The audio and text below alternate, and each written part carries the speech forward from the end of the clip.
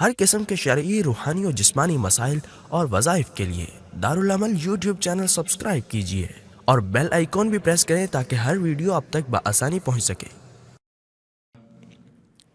الحمد للہ رب العالمین خالق السماوات والارضین والصلاة والسلام على سید الانبیاء واشرف الانبیاء والمرسلین وعلى آلہ واصحابہ واتباعہ واہل بیتہ اجمعین، اما بعد فاعوذ باللہ من الشیطان الرجیم، بسم اللہ الرحمن الرحیم۔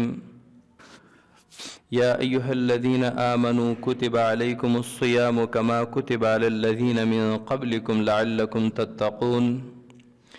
وقال النبی صلی اللہ علیہ وسلم من صام رمضان ایمانا واحتسابا غفر له ما تقدم من ذنبه۔ صدق اللہ العظیم وصدق رسولہ النبی الکریم، ونحن على ذلك لمن الشاہدین والشاکرین والحمد للہ رب العالمین۔ آج شعبان کی 25 تاریخ ہے اور اگلا جمعہ انشاءاللہ العزیز رمضان المبارک میں آئے گا۔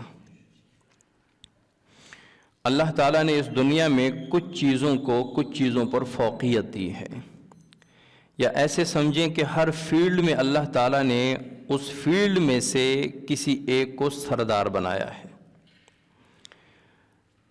تمام انسانوں میں اللہ تعالیٰ نے رسول اللہ صلی اللہ علیہ وسلم کو پوری انسانیت کا سردار بنایا ہے۔ تمام فرشتوں میں اللہ تعالیٰ نے حضرت جبرائیل علیہ السلام کو سردار بنایا ہے۔ تمام ادیان میں اللہ تعالیٰ نے اسلام کو سرداری عطا فرمائی ہے، ان الدین عند اللہ الاسلام۔ اور تمام کتابوں میں اللہ تعالیٰ نے قرآن مجید کو سرداری عطا فرمائی ہے۔ اسی طرح تمام دنوں میں اللہ تعالیٰ نے اس دن جمعۃ المبارک کو سردار بنایا ہے۔ راتوں میں اللہ تعالیٰ نے لیلۃ القدر کو تمام راتوں کا سردار بنایا ہے۔ بالکل اسی طرح اللہ تعالیٰ نے تمام مہینوں میں رمضان المبارک کو مہینوں کا سردار بنایا ہے۔ اس مہینے کے اتنے فضائل ہیں کہ اگر اس مہینے کے فضائل بیان کیے جائیں تو پورے رمضان میں اگر صرف رمضان المبارک کے ہی فضائل بیان کیے جائیں تو رمضان المبارک کا مہینہ رمضان کے فضائل کے لیے کم پڑ جائے گا۔ وہ مہینہ کہ جس کے لیے رسول اللہ صلی اللہ علیہ وسلم 2 ماہ پہلے دعا کا اہتمام فرمایا کرتے تھے اور فرماتے تھے اللہم بارک لنا فی رجب و شعبان، یا اللہ ہمارے رجب اور شعبان میں برکت نصیب فرما، وبلغنا رمضان، اور رمضان المبارک تک ہمیں پہنچا۔ یعنی آپ صلی اللہ علیہ وسلم ویسے دراز عمر اور دنیا میں بہت زیادہ عرصہ رہنے کی دعا نہیں فرمایا کرتے تھے، یا اللہ مجھے ایسی عمر عطا فرما کہ میں دنیا میں زیادہ عرصہ رہ سکوں، لیکن رمضان تک پہنچنے کی دعا آپ صلی اللہ علیہ وسلم فرمایا کرتے تھے، اللہم بارک لنا فی رجب و شعبان وبلغنا رمضان، اے اللہ ہمیں رمضان المبارک تک پہنچا۔ اور ایک حدیث میں رسول اللہ صلی اللہ علیہ وسلم فرماتے ہیں کہ رجب میری امت کا مہینہ ہے اور شعبان میرا مہینہ ہے اور رمضان اللہ کا مہینہ ہے۔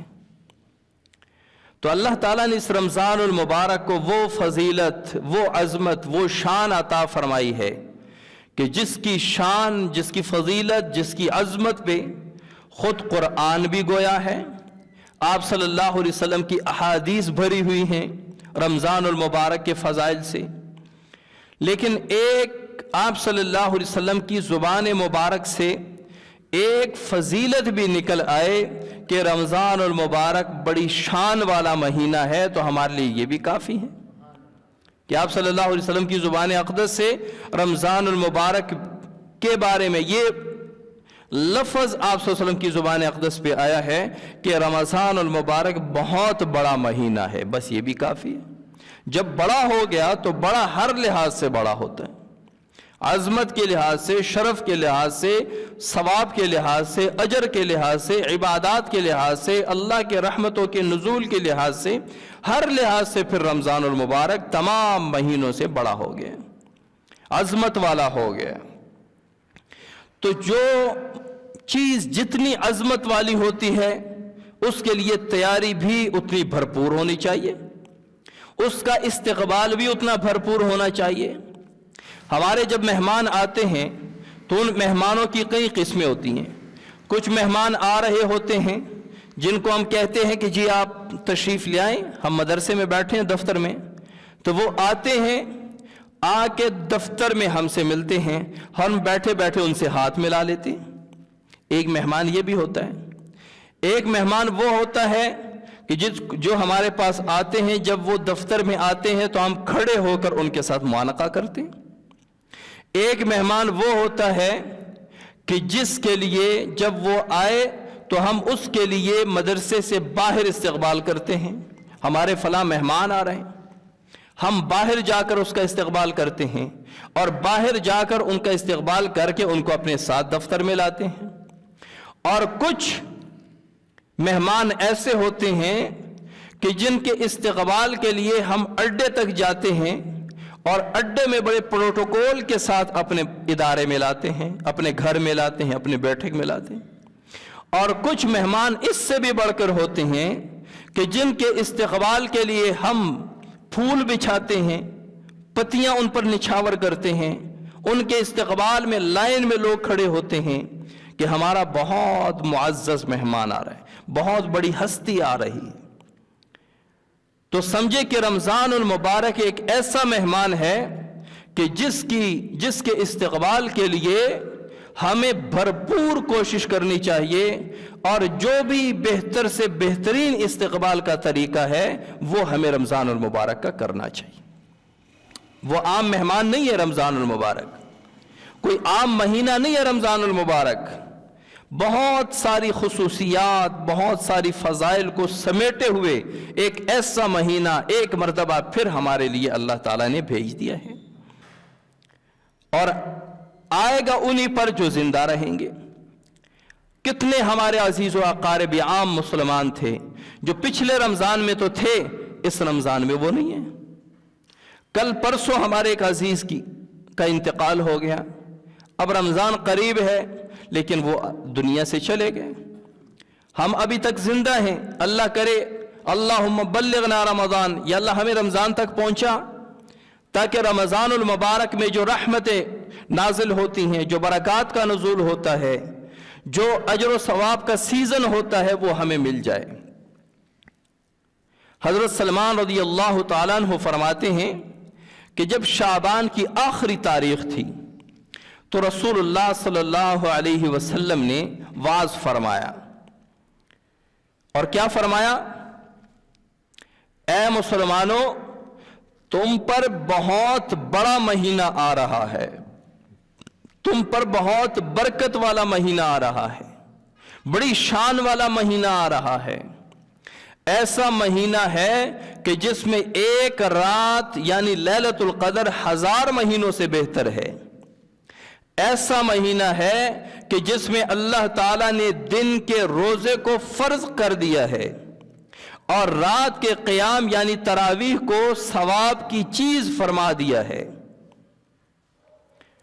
अब इससे पता चलता है कि तरावीह जो हम कहते हैं कि यह आप सल्लल्लाहु अलैहि वसल्लम की सुन्नत है, सुन्नत जरूर है लेकिन यह हुक्म भी अल्लाह ताला की तरफ से आया है।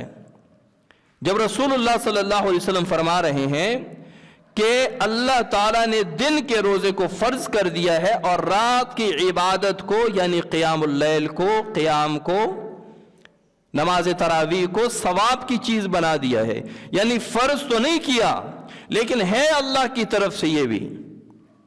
और जो कहते हैं कि आप सल्लल्लाहु अलैहि वसल्लम की जो हदीस मुबारक है कि तरावीह मेरी सुन्नत है, یا آپ صلی اللہ علیہ وسلم کی احادیث سے پتہ چلتا ہے کہ یہ آپ صلی اللہ علیہ وسلم کا حکم ہے؟ یعنی آپ صلی اللہ علیہ وسلم نے اللہ کے اس حکم پر تاکید فرمائی ہے تراویح پڑھ لیا کریں، تو اس وجہ سے ہم تراویح کو سنت کہتے ہیں۔ تو تراویح کو ایسی نظر سے نہیں دیکھنا چاہیے کہ یہ تو سنت ہے، پڑھ لیا تو ثواب، نہ پڑھا تو کوئی گناہ نہیں۔ آپ صلی اللہ علیہ وسلم فرماتے ہیں کہ اللہ تعالیٰ نے دن کی عبادت یعنی روزے کو فرض کر دیا، اور رات کی عبادت یعنی تراویح کو ثواب کی چیز بنا دیا، اور فرمایا اب سیزن دیکھو، ہر چیز کا ایک سیزن ہوتا ہے، اور سیزن میں اس فیلڈ کے لوگ یا کمائی کرنے والے لوگ وہ بہت زیادہ سٹرگل کرتے ہیں، محنت کرتے ہیں کہ اس وقت اس کاروبار کا سیزن ہے، جتنا ہم کما سکیں گے۔ تو رمضان کو ہم عبادات کا سیزن کیوں کہتے ہیں؟ سیزن میں کیا ہوتا ہے؟ وہ کام بہت زیادہ ہوتا ہے یا کم محنت میں بہت زیادہ انکم آتی ہے، کم محنت میں بہت زیادہ کمائی ہوتی ہے۔ تو رمضان المبارک کو ہم سیزن عبادات کا سیزن کیوں کہتے ہیں؟ نیکیوں کا سیزن کیوں کہتے ہیں؟ رسول اللہ صلی اللہ علیہ وسلم اس حدیث میں فرماتے ہیں کہ رمضان المبارک ایسا مہینہ ہے کہ جو اس مہینے میں عام نیکی کا کام کرے اس کو اللہ تعالیٰ اس نیکی کے کام پر فرض کا ثواب عطا فرماتے۔ نفل کام ہے، آپ نے 2 رکعت نفل پڑھ لیے، رمضان میں پڑھے تو فرض کا ثواب، عام رمضان میں پڑھے تو نفل کا ثواب نفل جو فرض سے یقیناً کم ہے۔ لیکن اگر آپ نے رمضان المبارک میں نفل پڑھ لیے تو اللہ تعالیٰ اس نفل کے بدلے آپ کے کھاتے میں اعمال نامے میں فرض کا ثواب لکھ دیتے۔ تلاوت نفلی عبادت ہے، اس پر اللہ تعالیٰ فرض کا ثواب لکھ دیتے ہیں۔ ذکر نفلی عبادت ہے، ثواب میں فرض کے درجے پر پہنچ جاتے ہیں۔ نیکی کرنا نفلی عبادت ہے، صدقہ کرنا نفلی عبادت ہے، لیکن کھاتے میں اعمال نامے میں فرض کا ثواب لکھا جاتا ہے۔ اسی لیے اس کو کہتے ہیں یہ نیکیوں کا سیزن ہے، عبادات کا سیزن ہے، اجر و ثواب کمانے کا سیزن ہے۔ اور پھر کیا فرمایا کہ جو اچھا نفل تو پڑھے تو ثواب فرض کے برابر ہو گیا، تو اس کا مطلب ہے کہ فرض کا ثواب اور آگے جانا چاہیے۔ تو آپ صلی اللہ علیہ وسلم فرماتے ہیں کہ جو اس میں فرض ادا کرے تو اس فرض کا ثواب 70 گنا بڑھا دیا جاتا ہے۔ نفل کا ثواب فرض کے برابر، فرض کا ثواب 70 گنا بڑھا دیا جاتا ہے۔ اسی لیے تو علماء کہتے ہیں رمضان المبارک عبادات کا سیزن ہے، رمضان المبارک نیکیوں کا سیزن ہے۔ جتنا کما سکتے ہو کما لو، جتنا کر سکتے ہو کر لو۔ اکابرین میں سے ایسے اکابرین کی کارگزاریاں میں اگر آپ کو سناؤں دنگ رہ جائیں گے۔ تراویح پڑھی، اس کے بعد نوافل پہ شروع ہو گئے اور سحری تک نوافل پڑھتے رہے۔ شاہ عبد الرحیم رحمت اللہ علیہ وہ رات رمضان المبارک میں اتنی تلاوت فرماتے تھے کہ رمضان اور قرآن کا آپس میں بہت گہرا تعلق ہے۔ رمضان میں جس طرح حج میں طواف بہترین عبادت ہوتا ہے حج عمرے میں، اسی طرح رمضان میں سب سے بہترین عبادت وہ تلاوت ہے، کیونکہ انا انزلناہ فی لیلۃ القدر، ہم نے قرآن کو قدر والی رات میں نازل فرمایا۔ اور تلاوت نفلی عبادت ہے، آپ نفلی عبادت پڑھو گے، تلاوت کرو گے، ثواب اور اجر میں فرض لکھا جائے گا، فرض کے برابر لکھا جائے گا۔ تو اسی لیے تو کہتے ہیں کہ رمضان المبارک یہ نیکیوں کا سیزن ہے، یہ نیکیوں کا موسم بہار ہے، یہ اللہ کی رحمتوں کے نزول کی بارشیں ہوتی ہیں رمضان المبارک میں۔ اللہ کی رحمتوں کو سمیٹو، اللہ کی رحمتوں کو اپناؤ، اگر کر سکتے ہو، اگر نصیب میں ہے، اللہ توفیق دے تو انشاءاللہ العزیز رمضان المبارک ایسا مہینہ ہے کہ جس طرح سونا بھٹے سے بن کر کندن بن جاتا ہے، یا اس طرح لوہے کو آگ میں ڈالو زنگ اتر جاتا ہے، ختم ہو جاتا ہے، پاک صاف لوہا نکل آتا ہے، اسی طرح رمضان المبارک کو اگر اس کے حقوق ادا کرتے ہوئے گزارو گے تو رمضان سے نکلتے ہی گناہوں سے ایسے پاک ہو جاؤ گے جس طرح لوہا زنگ سے پاک ہو جاتا ہے۔ یہ بڑا مبارک مہینہ ہے۔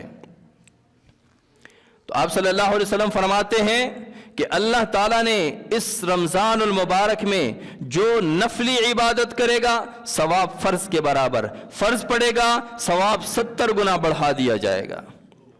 آگے فرماتے ہیں کہ یہ مہینہ صبر کا مہینہ ہے۔ حضور صلی اللہ علیہ وسلم اسی حدیث میں فرما رہے ہیں یہ مہینہ صبر کا مہینہ ہے۔ کیسے صبر؟ روزہ رکھا، پیاس لگی، اب افطاری تک، مغرب تک آپ نے صبر کرنا ہے۔ صبر کس لیے کرنا ہے؟ اللہ کے لیے، اللہ کی رضا کے لیے، اور فرماتے ہیں کہ صبر کا بدلہ جنت ہے۔ رمضان صبر کا مہینہ ہے اور صبر کا بدلہ جنت ہے۔ رمضان میں لازمی بات ہے مشقت زیادہ ہوتی ہے، بھوک کی، پیاس کی، تراویح کی، ختم قرآن کی، کاروبار کی کمی کی وجہ سے تکالیف اور مشقت زیادہ ہوتی ہیں۔ اسی مشقت پر صبر کریں گے، اسی صبر کا بدلہ جنت ہوگا۔ اس میں رمضان میں صبر سے کام لیا کریں۔ بعض لوگ عین افطاری کے وقت وہ گل کھلا لیتے ہیں، گالم گلوچ، بد دعائیں، کیونکہ پیاس اور بھوک ہوتی ہے، جسم نڈھال ہوتا ہے، چھوٹی چھوٹی بات عدم برداشت ہوتی ہے، برداشت کے قابل نہیں ہوتی، تو پھر لوگ اپنی زبان پہ کبھی گالم گلوچ، کبھی بد دعائیں۔ آپ صلی اللہ علیہ وسلم فرماتے ہیں یہ صبر کا مہینہ، صبر سے کام لو۔ صبر کریں گے اللہ تعالیٰ صبر کے بدلے جنت عطا فرمائیں گے۔ رمضان المبارک میں بردباری سے کام لیں، صبر سے کام لیں، تو حضور صلی اللہ علیہ وسلم فرماتے ہیں یہ صبر کا مہینہ ہے۔ اور باہر گئے، اچھا جب بھوک پیاس ہوتی ہے تو غصہ بھی زیادہ آتا ہے، جب جسم میں کمزوری آتی ہے تو برداشت کی بھی کمی ہوتی ہے، تو عموماً ہم نے رمضان میں بھی لوگوں کو آپس میں لڑتے ہوئے دیکھا ہے۔ حضور صلی اللہ علیہ وسلم فرماتے ہیں رمضان المبارک میں اگر کوئی آپ سے لڑے جھگڑے گالم گلوچ کرے برا بھلا کہے تو اس کو صرف اتنا جواب دو انا صائم، میں روزہ دار ہوں، میں روزے سے ہوں، میرا روزہ ہے، بس اس سے آگے کوئی ایک لفظ نہیں کہنا۔ گالم گلوچ کا جواب گالم گلوچ سے نہیں دینا، بد دعا کا جواب بد دعا سے نہیں دینا، تمام باتوں کو، تمام منفی نیگیٹو باتوں کا جواب ایک ہے رمضان المبارک میں ہمارے اور آپ کے پاس، انا صائم، میرا روزہ ہے، بس میرا روزہ ہے، یہ کہہ دیں اور بات ختم کر دیں۔ کیونکہ صبر کرنا ہے، برداشت کرنا ہے، صبر کا مہینہ ہے۔ جنت مانگتے ہیں تو آپ صلی اللہ علیہ وسلم فرماتے ہیں رمضان صبر کا مہینہ ہے اور صبر کا بدلہ جنت ہے۔ آگے فرماتے ہیں اسی حدیث میں کہ رمضان المبارک میں اللہ تعالیٰ مومن کا رزق بڑھا دیتے ہیں۔ آپ خود دیکھیں کہ جو نعمتیں آپ رمضان المبارک میں کھاتے ہیں وہ پورا سال نہیں ملتے۔ آپ کے پیسے ہیں، آپ کا کاروبار ہے، رمضان سے زیادہ کماتے ہیں، بھوک پیاس نہیں ہوتی، بھاگ دوڑ زیادہ ہوتا ہے، کیوں افطاری کے وقت فروٹ نہیں لاتے؟ کیوں روزانہ گوشت گھر میں نہیں آتا؟ کیوں روزانہ شربت نہیں بنتا؟ کیوں روزانہ دودھ پتیاں نہیں بنتی؟ وجہ کیا ہے؟ اللہ تعالیٰ رزق بڑھا دیتا ہے، رمضان میں اللہ تعالیٰ رزق بڑھا دیتا ہے۔ اور آپ صلی اللہ علیہ وسلم کی زبان اقدس سے نکلی ہوئی حدیث ہے کہ مومن کا رزق بڑھا دیا جاتا ہے۔ مومن کے پاس اللہ تعالیٰ رمضان میں وہ میوہ جات، وہ نعمتیں بھیجتا ہے جو پورا سال نہیں ملتی۔ تو اس میں اگر آپ کا رزق بڑھا ہے تو اس پر اللہ کا شکر ادا کرو کہ میں الحمدللہ مومن ہوں، کیونکہ آپ صلی اللہ علیہ وسلم نے فرمایا کہ مومن کا رزق بڑھا دیا جاتا ہے۔ تو اگر آپ کا دسترخوان پورے سال کی بنسبت بھرا ہے، زیادہ ہے اس میں، تو اس پر ایک نکتہ ہے، ایک اشارہ ہے کہ آپ مومن ہیں، کیونکہ آپ صلی اللہ علیہ وسلم نے فرمایا کہ اللہ تعالیٰ مومن کا رزق بڑھا دیتے۔ اس پہ شکر ادا کرنا چاہیے۔ فرمایا کہ اس میں جو شخص کسی کا روزہ افطار کروائے، اس افطاری کے بدلے اللہ تعالیٰ اس افطار کروانے والے کے گناہ معاف فرما دیں گے اور اس کے بدلے اللہ تعالیٰ جنت عطا فرما دیں۔ اس پر صحابہ نے عرض کیا اے اللہ کے رسول، ہم میں سے ہر کوئی اتنی طاقت نہیں رکھتا کہ جو کسی کا روزہ افطار کروائے، کسی کے لیے کھانے کا بندوبست کرے۔ آپ صلی اللہ علیہ وسلم نے فرمایا، اس حدیث میں آپ صلی اللہ علیہ وسلم نے فرمایا کہ جو شخص رمضان المبارک میں کسی کا روزہ افطار کروائے، اللہ تعالیٰ اس افطاری کے بدلے اس کو اس کے گناہ معاف فرما دیں گے، اور اس افطاری کے بدلے اللہ تعالیٰ اس کو جنت عطا فرمائیں گے، اور جتنا ثواب اللہ تعالیٰ روزہ رکھنے والے کو دیتا ہے اسی کے مطابق اللہ تعالیٰ اتنا ثواب افطار کروانے کو بھی دے گا، اور روزہ دار کے ثواب میں کوئی کمی نہیں آئے گی۔ کتنی بڑی بات ہے، اپنا روزہ بھی رکھا ہے اور 10 لوگوں کی افطاری کروائی، 10 روزوں کا ثواب اور ہمارے کھاتے۔ عرض کیا اللہ کے رسول، ہم میں سے ہر کوئی اتنی طاقت نہیں رکھتا، ہر کوئی اتنی وسعت نہیں رکھتا، ہر کوئی مالدار نہیں ہے جو لوگوں کے روزے افطار کروائے۔ حضور صلی اللہ علیہ وسلم نے فرمایا کہ اگر کوئی کسی کو ایک کھجور بھی کھلائے گا، ایک شخص کی طاقت ایک کھجور ہے، اس نے ایک کھجور سے روزہ افطار کروایا، اس کو بھی اللہ تعالیٰ اتنا ہی اجر عطا فرمائیں گے۔ ایک کھجور بھی نہیں ہے کسی کے پاس، آپ صلی اللہ علیہ وسلم فرماتے ہیں کہ ایک گھونٹ پانی سے کسی کا روزہ افطار کروایا، اس کو بھی اللہ تعالیٰ اتنا ہی اجر عطا فرمائیں گے۔ ایک گھونٹ لسی کسی روزہ دار کو پلا دی روزہ افطار کروانے کے لیے، اللہ تعالیٰ اس کو بھی پورا اجر عطا فرمائیں گے جتنا اجر اللہ تعالیٰ پورا روزہ افطار کروانے والے کو دے گا۔ کتنی بڑی بات ہے۔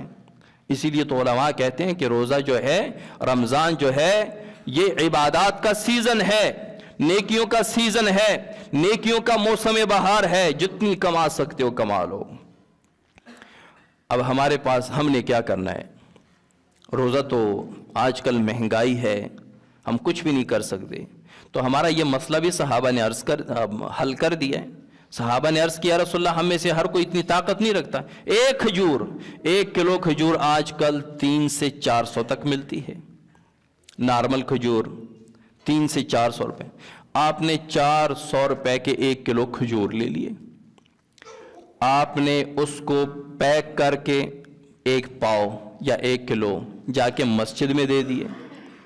اپنے آس پاس آپ کو پتا ہے کہ یہ گھروں والے روزے کی پابندی کرتے ہیں، وہاں پہ دے دیے۔ اس مسجد میں 50 آدمی روزہ افطار کرتے ہیں، 30 لوگ روزہ افطار کرتے ہیں۔ آپ کے پڑوس میں جو گھر ہے اس میں 10 افراد روزہ رکھنے والے ہیں۔ آپ کے قریب مسجد ہے، مدرسہ ہے، اس میں 50 40 30 طلبہ روزہ افطار کرتے ہیں۔ آپ نے کھجوریں بھیجی، سب کو 1 کھجور آ گئی، 30 بندوں کا روزے کا ثواب آپ کے کھاتے میں بھی آ گیا۔ میں نہیں کہہ رہا، میں بڑھا چڑھا کے نہیں کہہ رہا، میں مبالغہ نہیں کہہ رہا، رسول اللہ صلی اللہ علیہ وسلم کی حدیث ہے کہ جو کسی کا روزہ افطار کروائے، افطاری کے بدلے اس کو اللہ تعالیٰ اس کے گناہ معاف فرمائیں گے، اور اس کے بدلے اس کو جنت عطا فرمائیں گے۔ جس کا روزہ افطار کروایا، اس روزہ دار کو اس کے روزے کا جتنا ثواب ملے گا اتنا افطار کروانے والے کو بھی ملے گا۔ صحابہ نے عرض کیا، ہم میں تو طاقت نہیں ہے کہ روزہ افطار کروائیں۔ آپ صلی اللہ علیہ وسلم نے فرمایا کہ جو 1 کھجور سے روزہ افطار کروائے گا اس کو بھی اتنا اجر ملے گا۔ اسی لیے تو کہتے ہیں روزہ نیکیوں کا موسم بہار ہے، روزہ عبادات کا سیزن ہے۔ آپ صلی اللہ علیہ وسلم نے آگے فرمایا کہ رمضان المبارک کا پہلا عشرہ کہتے ہیں 10 کو، یعنی پہلے 10 دن وہ رحمت کے ہیں، پہلے 10 دن رحمت کے ہیں، اور درمیان کے 10 دن مغفرت کے ہیں، اور آخری 10 دن عتق من النار یا جہنم سے خلاصی کے ہیں۔ پہلے 10 دن مغفرت کے، درمیان میں 10 دن رحمت کے، آخری 10 دن عتق من النار، یعنی کوئی ایک دن بھی ایسا نہیں ہے جو مغفرت، رحمت، عتق من النار سے خالی ہو۔ عتق من النار یعنی جہنم کی آگ سے خلاصی۔ پہلا اب اس میں محدثین نے فرمایا ہے کہ جو پہلے 10 دن ہیں وہ اللہ کے بہت برگزیدہ نیک اور اللہ کے ولیوں کے لیے ہیں، کہ وہ پہلے سے نیکیوں میں اور عبادات میں چلے آ رہے ہیں، جیسے رمضان المبارک کا مہینہ داخل ہوا تو ان پر رحمت نازل ہونا شروع ہو گئی۔ اور پھر جو تھوڑے گناہگار تھے تو انہوں نے 10 دن روزے رکھے، ان سے ان کے گناہ دھل گئے، تو درمیان کے 10 دن ان گناہگاروں کے لیے، ان کی مغفرت کے لیے۔ اور آخری 10 دن جو بہت زیادہ گناہگار تھے، پورا سال غفلت میں گزارا، لیکن رمضان المبارک میں روزے، تراویح، نمازوں کی پابندی کی، تو آخری 10 دن ان کے لیے عذاب سے چھٹکارے کا سبب بن جائیں گے۔ تو یہ پورا مہینہ رحمتوں، برکتوں، عتق من النار اور استغفار اور توبہ اور مغفرت کا مہینہ ہے۔ آگے رسول اللہ صلی اللہ علیہ وسلم اسی حدیث میں فرماتے ہیں کہ جو شخص رمضان المبارک میں اپنے ماتحت پر بوجھ کم کر دے گا، آپ کا ڈرائیور ہے، آپ کے دکان میں مزدور ہے، آپ کا خادم ہے، کسی بھی لحاظ سے وہ آپ کے ماتحت ہے، آپ اس کو 8 گھنٹے کی ڈیوٹی ہے، آپ 6 گھنٹے کر دیتے ہیں کہ وہ بھی روزہ رکھ، 5 کی کر دیتے ہیں، 4 گھنٹے کی کر دیتے ہیں کہ تنخواہ پوری دوں گا لیکن رمضان میں آپ روزے رکھ رہے ہیں تو میں آپ کی ڈیوٹی کم کر دیتا ہوں۔ رسول اللہ صلی اللہ علیہ وسلم فرماتے ہیں کہ اس سے اللہ تعالیٰ اس کی مغفرت فرما دیں گے۔ اسی لیے تو کہتے ہیں رمضان موسم بہار ہے، چھوٹے چھوٹے کاموں پہ اللہ تعالیٰ مغفرت کے اعلان، مغفرت کے پروانے، عتق من النار، جنت میں داخلے کے اعلان ہو رہے ہیں۔ آپ یہ کام کریں، آپ یہ کریں، آپ یہ تھوڑے تھوڑے سے کام، اللہ تعالیٰ اس پر اللہ تعالیٰ کتنا اجر عظیم عطا فرما رہے ہیں۔ آگے فرماتے ہیں، آگے رسول اللہ صلی اللہ علیہ وسلم فرماتے ہیں کہ اس میں 4 کام ضرور کریں۔ اب آتے ہیں ان کاموں کی طرف جو ہم نے رمضان المبارک میں کرنے ہیں۔ رمضان المبارک کا ہم نے استقبال کرنا ہے، الحمدللہ کر رہے ہیں، اس کی تیاری کر رہے ہیں، سامان کے لحاظ سے، گھر کے لحاظ سے، عبادات کے لحاظ سے اپنے کام سمیٹ رہے ہیں تاکہ جلد سے جلد ہمارے سارے کام مکمل ہوں اور رمضان المبارک میں ہم عبادات کے لیے فارغ ہوں، یا کم سے کم وقت دنیاوی مصروفیات کے لیے ہو اور زیادہ سے زیادہ وقت عبادات کے لیے ہو۔ آپ صلی اللہ علیہ وسلم فرماتے ہیں کہ رمضان میں 4 کام کیا کریں، 2 ایسے کام جو اللہ کی رضا کے لیے کرنے ہیں، 2 ایسے کام جس سے ہمیں کوئی چارہ کار نہیں، ہم اس کو چھوڑ نہیں سکتے، ہمیں کوئی خلاصی نہیں ہے۔ فرمایا کون کون سے کام؟ 2 کام جو اللہ کی رضا کے لیے۔ نمبر 1 پہلے کلمے کا ورد، پہلے کلمے کا ذکر، نمبر 2 استغفار، یعنی زبان پہ ان دونوں چیزوں کی کثرت ہونی چاہیے۔ یہ وظیفہ، یہ عمل، یہ ذکر آپ صلی اللہ علیہ وسلم ارشاد فرما رہے ہیں، پہلا کلمہ اور استغفار، اس کی کثرت کیا کریں رمضان المبارک میں۔ حضرت موسیٰ علیہ السلام نے اللہ تعالیٰ سے عرض کیا، اللہ مجھے کوئی ایسا وظیفہ بتا دیں کہ جس سے جو میرے لیے خاص ہو، جو ایک خاص وظیفہ ہو۔ اللہ تعالیٰ نے فرمایا اے موسیٰ لا الہ الا اللہ پڑھا کر۔ اب لا الہ الا اللہ تو ہر پیغمبر کو عطا ہوا ہے، اس کا دوسرا جز تبدیل ہوتا رہا، موسیٰ کلیم اللہ، عیسیٰ روح اللہ، آدم صفی اللہ، ابراہیم خلیل اللہ، اسماعیل ذبیح اللہ، لیکن لا الہ الا اللہ تو آدم علیہ السلام سے لے کر رسول اللہ صلی اللہ علیہ وسلم تک سب کو عطا ہوا ہے۔ تو موسیٰ علیہ السلام کو اللہ تعالیٰ نے فرمایا کہ لا الہ الا اللہ یہ پڑھا کر۔ موسیٰ علیہ السلام نے عرض کیا یا اللہ یہ تو سب پڑھتے ہیں، یہ تو سب پڑھتے ہیں، میں تو خاص وظیفہ چاہتا ہوں۔ اللہ تعالیٰ نے فرمایا اے موسیٰ مجھے میرے ذات ربوبیت کی قسم، اگر دنیا وما فیہا یعنی زمین، آسمان، چرند پرند، انسان، جن، فرشتے، حجر، شجر، پہاڑ، دریا، یہ سارا کچھ یہ ترازو کے ایک پلڑے میں رکھے جائیں اور لا الہ الا اللہ دوسرے پلڑے میں رکھے جائیں، لا الہ کا پلڑا بھاری ہو جائے گا۔ یہ معمولی وظیفہ نہیں ہے۔ افضل الذکر لا الہ الا اللہ، رسول اللہ صلی اللہ علیہ وسلم نے فرمایا بہترین ذکر جو ہے وہ لا الہ الا اللہ ہے۔ تو یہ 2 کام اللہ کی رضا کے لیے کرنے، پہلا کلمہ اور استغفار۔ اگر پورا کلمہ پڑھتے ہیں تو بہت اچھا، لا الہ الا اللہ محمد الرسول اللہ، اور اگر یہ نہیں پڑھ سکتے لا الہ الا اللہ پڑھتے پڑھتے جب 100 مرتبہ مکمل ہو جائے تو محمد الرسول اللہ یہ پڑھ لیا کریں۔ اور استغفر اللہ ربی من کل ذنب واتوب الیہ، استغفر اللہ العظیم الذی لا الہ الا هو الحی القیوم واتوب الیہ، استغفر اللہ ربی من کل ذنب واتوب الیہ، استغفر اللہ اللہم اغفر لی، اللہم اغفر لی۔ کوئی بھی استغفار آپ پڑھ سکتے ہیں، مختصر ترین استغفار اللہم اغفر لی ہے، اللہم اغفر لی، اس سے تھوڑا لمبا استغفر اللہ، اس سے لمبا استغفر اللہ ربی من کل ذنب واتوب الیہ، اس سے لمبا استغفر اللہ العظیم الذی لا الہ الا هو الحی القیوم واتوب الیہ۔ کوئی بھی استغفار پڑھ سکتے ہیں لیکن رمضان میں کثرت کریں، استغفار کی کثرت کیا کریں۔ اور 2 کام جس سے ہمیں چھٹکارا نہیں، اخلاصی نہیں، نمبر 1 جنت کی طلب اللہ سے زیادہ کیا کریں اور جہنم سے پناہ زیادہ مانگا کریں۔ اور 2-3 کام میں آپ سے عرض کر دیتا ہوں، وہ بھی حدیث میں ہی اللہ آپ صلی اللہ علیہ وسلم نے فرمائے ہیں، حدیث میں ان کے فضائل ذکر ہیں، لیکن اس حدیث میں جو میں نے پوری حدیث شروع سے آخر تک بیان کی، اس کے علاوہ چند چیزوں کی آپ پابندی کریں رمضان المبارک میں۔ ہم سحری کے لیے اٹھتے ہیں، سب اٹھتے ہیں، اب سحری کے لیے ہم نے ہاتھ منہ دھونا ہوتا ہے کیونکہ کھانا کھانا ہے۔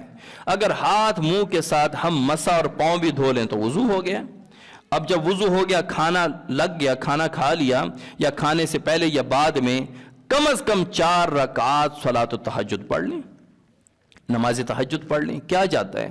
ہم نے ہاتھ منہ ویسے بھی دھونا ہے، ساتھ میں مسا کر کے بازو مسا اور پاؤں دھو کے وضو ہو گیا۔ اب وضو کر لیا، نماز سے پہلے وقت ہے، کھانے سے پہلے وقت ہے تو ٹھیک ہے، نہیں تو کھانے کے فوراً بعد مصلی بچھا کے مسجد میں، گھر میں، کہیں پہ بھی آپ 4 رکعت 8 رکعت تک پڑھیں، بہت بہتر ہے، 6 پڑھیں زیادہ اچھا ہے، اس سے 4 سے زیادہ بہتر ہے، نہیں تو کم از کم 4 رکعت 2 کر کے 2 رکعت صلاۃ التہجد خاص اللہ کے لیے، منہ میرا کعبہ شریف کی طرف، اللہ اکبر۔ باقی وہی 2 رکعت جس طرح فجر کے 2 سنتیں یا فرض پڑھتے ہیں، ساری نماز اسی طرح ہے۔ ایک تو یہ کریں کہ پورے رمضان المبارک میں تہجد کی پابندی کریں، اللہ تعالیٰ توفیق عطا فرمائے، اور اللہ سے مانگے بھی کہ اللہ تو توفیق عطا فرما۔ اور مغرب کے بعد 6 رکعات صلاۃ الاوابین پڑھیں۔ ہم جب کھانا کھا لیتے ہیں تو اس کے بعد ہمارے پاس بہت سارا وقت ہوتا ہے تراویح کے لیے، آرام کا بھی وقت ہوتا ہے، تو مغرب کے فوراً بعد، مغرب کے 3 فرض اور 2 سنتوں کے بعد 6 رکعات نوافل جن کو صلاۃ الاوابین کہتے ہیں، بہت فضیلت آئی ہے، وہ ساتھ میں صلاۃ الاوابین پڑھ لیں، اور روزانہ کم از کم 1 پارہ، میں کم از کم بتا رہا ہوں، کم از کم 1 پارہ قرآن کی تلاوت کریں گے تو 30 رمضان تک 30 پارے پورا قرآن مکمل ہو جائے گا۔ چاہیے تو یہ کہ ہر عشرے میں قرآن مکمل ہو اور 3 قرآن مکمل ہوں، یا 15 دن میں قرآن مکمل ہو کے 2 قرآن مکمل ہوں، لیکن کم از کم 1 قرآن تو کسی درجے میں رہ نہ جائے۔ ہر بندہ یہ عہد کرے جنہوں نے قرآن پڑھا ہے کہ میں نے کم از کم 1 مرتبہ قرآن مکمل ضرور کرنا ہے۔ یہ چند کام ہے، کوئی الٹے سیدھے، کوئی لمبے چوڑے معمولات نہیں ہیں، آپ کے عام معمولات ہیں، بس انہی معمولات میں چند چیزوں کا اضافہ کر دیں۔ اللہ تعالیٰ عمل کی توفیق عطا فرمائے، اور اللہ تعالیٰ رمضان المبارک کو اس کا حق ادا کرنے کی توفیق عطا فرمائے۔ وما علینا الا البلاغ۔